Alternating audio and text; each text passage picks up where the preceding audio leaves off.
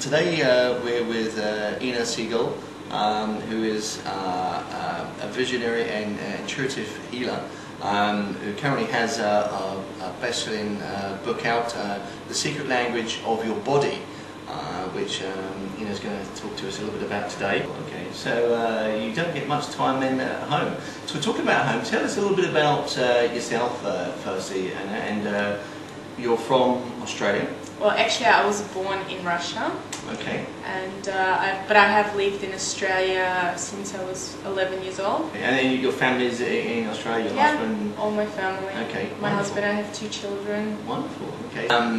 Intuitive healing. How did you get into it? I mean, is it something you just stumbled across one day, or is it something that you inherited from your mother? Or tell us how you got into this. I think my mother would probably say that she's inherited it from me. It wasn't something that I was ever thinking I would do. In fact, what I was really interested was in writing. I always thought that I would be an author. Yes. And I did journalism and things like that. But because my health wasn't great, and I was going from, I had very bad stomach problems when I was younger, so I would be in the hospital very often. I had problems with my lungs, I had digestive problems, I had skin problems. It was like one problem after another, and all of that was difficult, but I still could handle it. But then when I was about 15, 16, I started to have back pain, and that was really difficult. But by the time I got to about 18, 19, the back pain got so bad that there were days where I literally didn't know how I would get out of bed and walk. And at about 18, I met my husband, who was very much into alternative and healing, and he took me to see lots of different practitioners. But interestingly, I was going there with the Western mentality of "here I am, fix me." Yes. And so after going for over a year to many different people and not being fixed, I kind of thought something is going on. And then I got to a point where one day I woke up and I actually literally felt disfigured. And so half of my body was facing one side, west, and half was east. Wow. And I said to my husband, drive me to the chiropractor because I can't handle it. It was very painful and almost like agony. And he drove me there. It was a 2-minute drive, but it was so painful. The whole, I felt like I was almost leaving my body from the amount of pain I was in. And then when I got to the chiropractor's office, he actually walked out, which is not something he ever usually does. Yes. And when he walked out and looked at me, he said, "Your body is stuck."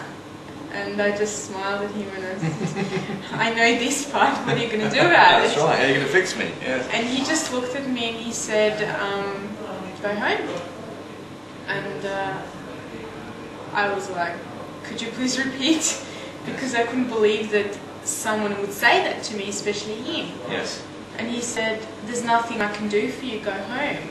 So in a way, for me, that was a huge turning point, because I became so angry. And sometimes when you get really mad, it's when huge changes happen. So I believe either you get more depressed or you actually do something about what's going on. So I got really angry and I went, well, how come I've been to so many people, I've done so many things, and I'm worse than I was before? This doesn't make any sense to me. Sure. And so when my body must have some sort of intelligence inside that can heal itself, but it's like I don't know how to get through to it. I don't know what it's doing. So it's actually there, but you don't know actually how to tap into it. It's finding the right route through to tapping into the root cause to actually unlock it to make it work for you. So how did you go about doing that? That's exactly it. So I didn't really know what to do, but it was this deepest inside of me, which is my body knows how to heal, but I have to learn the language that it's speaking to me, because I don't know what it's saying. It's like I'm speaking English, it's speaking Chinese, we're on different planets. Been there a few times.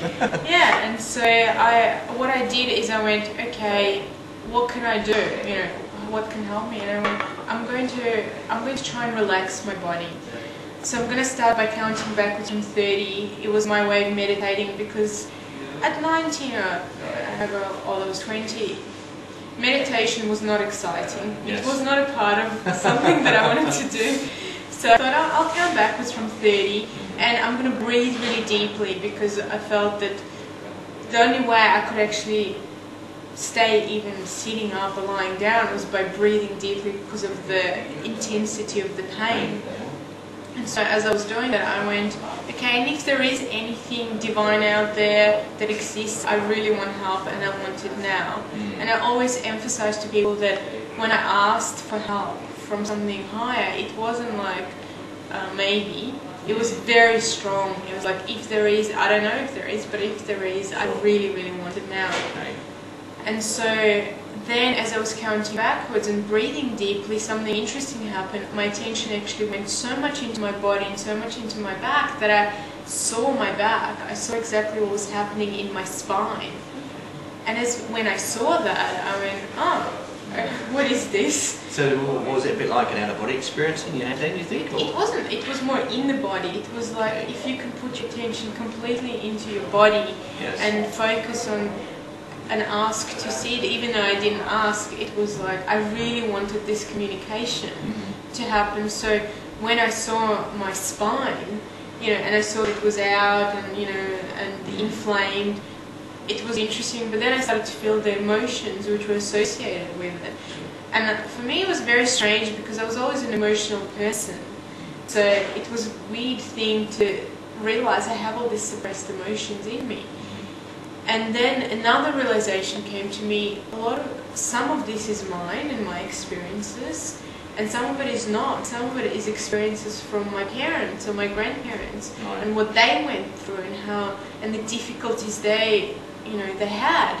And because as a child, and a lot of children do this, I wanted to be helpful to them on a level of energy. I would try and take it into me. To put it on your shoulders, so to speak. It was like, and so many children feel responsible for what happens to their parents, so I was feeling that.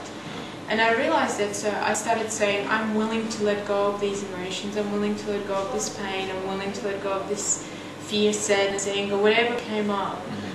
And it was very strongly willing to release this, and then I felt this warmth just going through my body. I visualized or saw a gold light, it came into my awareness, and then I fell asleep. And when I woke up the next day, 70% of the pain was gone, and my back was, pretty much, together. Fixed, okay.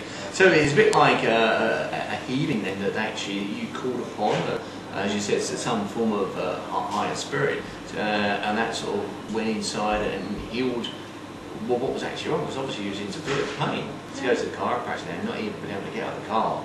So, but you was actually 70% was actually fixed overnight. Okay. So was that really then your first major, can we say, discovery of intuitive healing, and now what you practice today?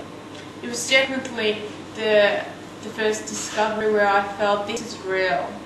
And so when I had that experience, it was like, okay, this is real, now I'm going to really discover what this is about. So, then for the next probably 3 weeks, I still spent a lot of time kind of doing the same kind of process and trying to tune into my body. An interesting thing that I discovered was when I opened my ability to tune into myself, I could do it with other people. It was very easy, and I find that even when I teach people, once they can do it in, themselves, they can do it with other people as well, and it's quite amazing.